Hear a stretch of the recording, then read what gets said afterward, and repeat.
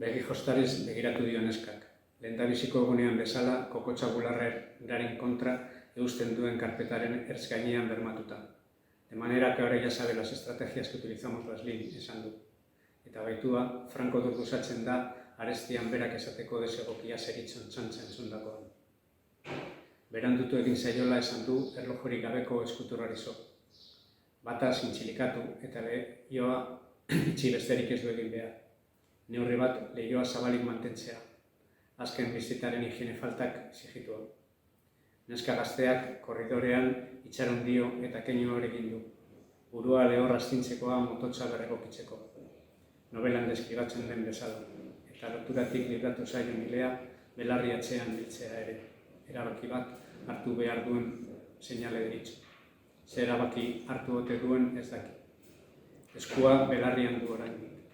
Adatzari eusten.